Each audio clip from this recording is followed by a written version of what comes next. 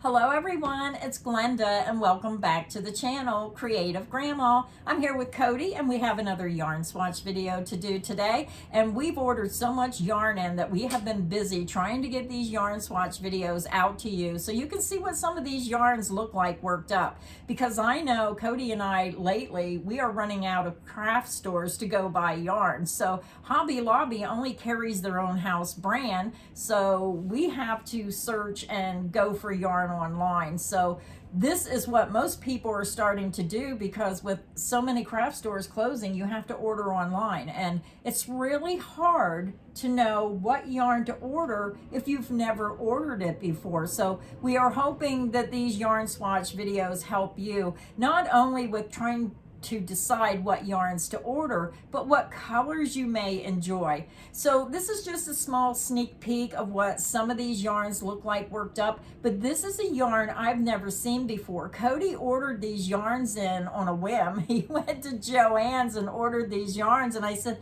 Cody, I've never seen this yarn before, and I'm just excited to bring you these yarn swatches. So Cody, go ahead and let's get started with the video. So before we get into the YouTube shenanigans, we had some super thanks donos on some recent videos, so I want to give those people some shout outs. The first person was Cecilia Wilds. We had Althea? I'm going to say Althea. I'm sorry if I'm not pronouncing it correctly. It's Althayah. So thank you so much, and we're so sorry we are not good at pronouncing certain names. We're horrible. We are horrible. And then we had Jennifer Tillman and, of course, Chief Kate. Then we had some new channel members as well. We had Cheryl Lynn, Tess Smith, Mary Lape, Kelly T, Teresa, and Joy Lutzi. So thank you for becoming channel members. We appreciate that. Thank you so much, everyone. And remember, you can also support the channel by just coming and watching the video. It's free to watch our videos. And we're just hoping to bring you some crochet inspiration. And I just love yarn. Cody and I love to promote crochet, and we just want to keep the art of crochet alive. So welcome to our channel today. So let's go over the yarn that we're doing in today's video. It's a very thick yarn. It's a very soft yarn. It's a very vibrant yarn, very bold, stark colors on most of these I see. This was from Joann's website. It's called Big Twist Flourish, and it's 100% premium acrylic. It's 148 yards, 136 meters. It's 7 ounces, 200 grams. It's a 6 super bulky. It says machine washable, lay flat to dry, which we will be putting to the test later on in this video, so stay tuned for the results. And the first color is Ski Lodge Pastel Stripes. I don't know, a couple of these have Ski Lodge in the name. I don't understand. This does not remind me of a ski lodge. A waste of ink to add Ski Lodge. That didn't need to be in there. Just the pastel stripes would have been perfect for this yarn. Now, the first sample is a single crochet, then a double crochet, single crochet, double crochet. I don't remember the name of the stitch. I do so many stitches, I just can't remember the name of all of them. But this is the stitch pattern. This is what that colorway looks like. Now, I was telling Cody I really like this, but I don't like how you can see the stark color changes. So he said it didn't bother him, but it does kind of bother me a little bit. I don't like those stark color changes.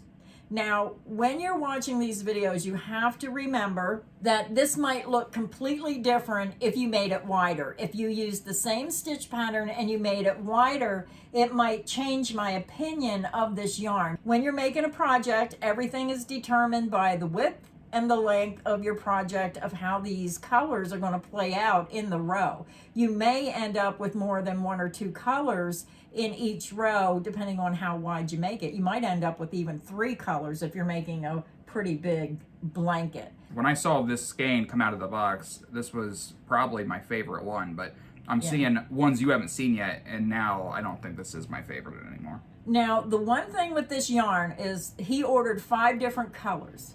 I had no problem with the yarn except this one skein. And I'm going to rip this out, and I'm going to show you. I was trying to do an extra couple rows while he was getting ready for the video.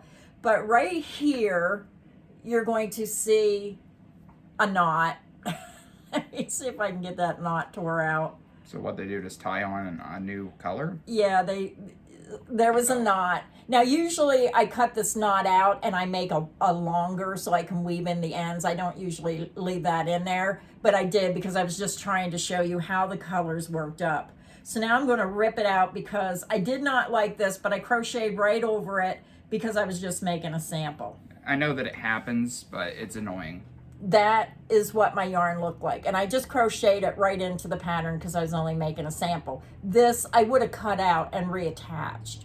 But that is the only skein of yarn that I had problems with doing all these samples. So I don't like knots, but that's normal. Once in a while, we're all going to get a knot, depending, you know, when they readjust the machines or whatever. But I didn't like how that yarn was frayed either. But very pretty colors. I just didn't like the way it worked up in this stitch pattern. And if I used a different stitch pattern, I may have liked it better. But you have to use your own judgment. It's all in what you like, not what I like. It's all in what you like and the stitches you think might work with this yarn. Yep, this is just our opinion. Everybody's free to have their own opinion. Just because we might not love a yarn, it might be your favorite. Well, I love that, but now I don't. Yeah. I mean, I love the color. I couldn't wait to get my hands on it. I said, oh, they are just the perfect colors that I liked. But then I did not like how I could see those stark color changes. Did not like that. Now, because this yarn is a 6 super bulky and it's so thick, it took a lot of the skein to make even a small sample. Yeah. So some of these where there's not much left, I'm just going to put a picture up of the skein. But this one here was color Tequila Sunrise. Yeah, I tried to leave enough color in the skein so you could see the colors.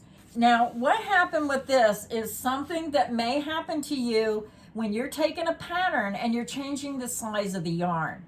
This pattern, I was not happy with how it looked a little bit distorted, a little bit wonky, I'm going to use the word. This is what it should have looked like. It should have laid flat. It should have been pretty. And this is Stitch of the Week number 86. This is the crossed shell granny square. And when you up that yarn size to these really thick yarns, it can distort a pattern. So I could block this and I could make this look beautiful. I could wet it, I could block it and stretch it into shape. When you see a pattern in a magazine or you purchase a pattern and it calls for a certain yarn, you have to expect things might not come out right if you change that weight of the yarn. Now this pattern called for a 4, this is a 6, and you can see, well, he flattened it out. But when I was working it, I didn't like how it looked distorted. If you stretch it out and you make it flat, it doesn't look too bad. But you do have to expect that when you go into those bulkier yarns. Now, I thought this was a pretty colorway. I think this would be really pretty if you keep going around, but I'm not sure if I would use this yarn for this pattern though. Yeah, and maybe not specifically this granny square pattern, but it does look really good in a granny square, I have to say.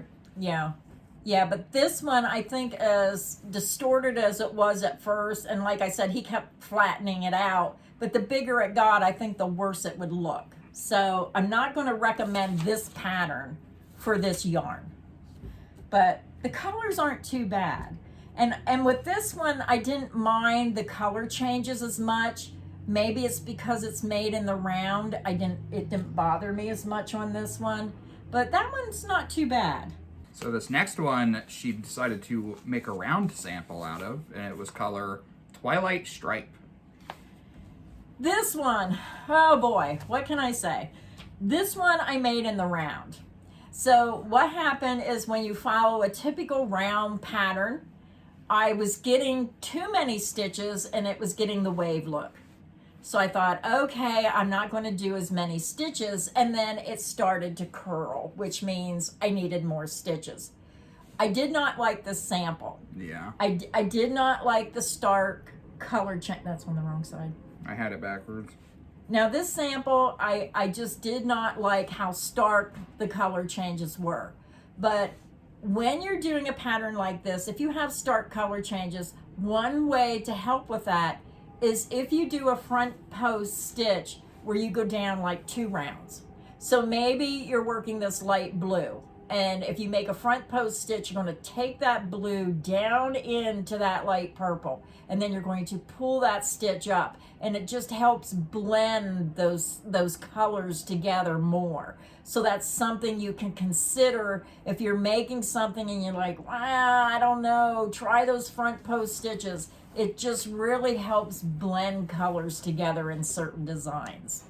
Yeah, definitely not my favorite sample. Yeah. This next one I like compared to some of the previous. This one was color Sunrise on the Slopes stripe. I don't know why that slope had to be in there. This person must have been going on a ski trip or something. Sunrise would have been appropriate in my opinion. Yeah. Now, this sample is a longer sample, and again, this is all we had left in the skein, so it doesn't go very far. But I think this was like 122 stitches, and I used a size L crochet hook because that's what it calls for, a size L. But what I liked, this is the half double crochet V-stitch. I liked that the darker color was over here, and then it transferred over here. So I liked that it was on both sides, and that dark color wasn't all on one side. But then again, if you make this half the size, you may end up with all that dark color on one side. You have to consider all these things when you're trying to picture something in your mind, what it might look like. Now, this is a very small sample. This is almost one full skein. So it all depends, again, on the size of your project, the stitch pattern you're using. Now, I do like the half double crochet V-stitch because it's a little higher than a single crochet. It's a little lower than a double crochet. So if you don't want that higher, airier look, try the half double crochet V-stitch. So I thought this was pretty. I didn't mind the color change in this because it was on separate sides of the project. Yeah. But then again, it all depends on what you're making of how those colors are going to play out. But at least this gives you an idea of what the colors look like. Okay, and now for the grand finale, the best for last. This surprised me because, I mean, I liked the skein of yarn. That's why I picked this color, but it wasn't my favorite. But seeing in this stitch pattern, it just looks amazing. Well, I like the softer pastel colors better, and then I didn't like it after I seen it worked up. And then this one, I thought was too bright. And then after I worked it up, I fell in love with this one. So this is gonna happen to you sometime in your crochet experience when you're making projects. This happens to all of us. Yeah.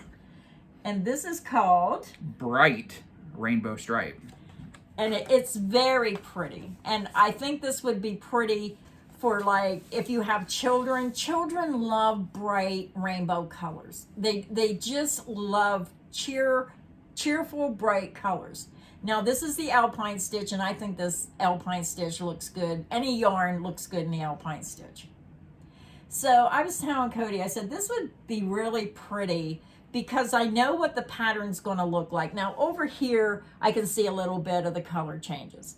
But I'm thinking, because I know this is almost like back and forth this size, let's measure this. What size is this? This is about 15 inches across.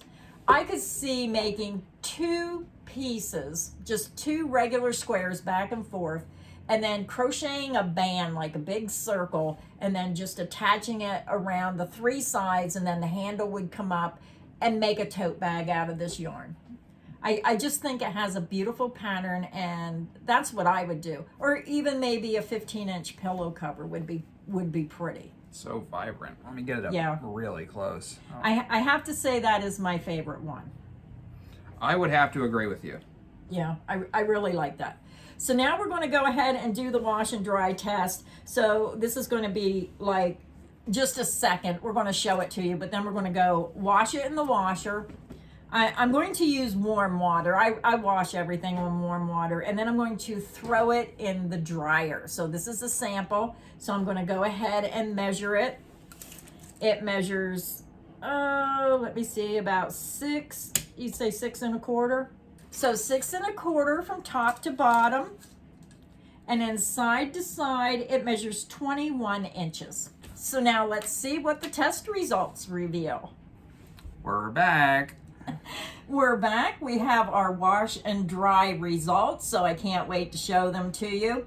Now, this sample, Cody, go ahead and hold it up. Now, this sample I washed in the washing machine on warm water, and I dried it in the dryer, tumble dry on low heat. Now, I'm not sure if you can see that halo. I'm going to put my hands behind there. Can you see that, Cody? Yeah. There's a halo. It got fuzzy on the top and on the edges. Now, on the overall sample, I'm not seeing a lot of fuzziness. I only see it like on the top edge and the bottom edge. So you have to use your own judgment with this yarn. I do think you should be fine if you keep it on low heat.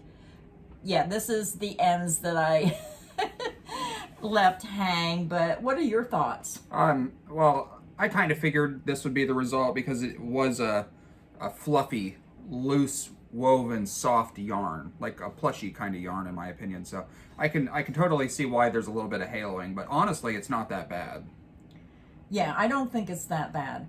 I would probably, if I made something with this yarn, I would probably put it in the dryer on low heat because it's such a thick yarn. If you made a blanket, I would not want to lay it flat to dry because I have no place to lay something huge to lay flat to dry. But use your own judgment. I hope this video has been helpful. I hope it got you inspired to try a new yarn. So until next time, stay inspired and happy crocheting. Bye, everyone.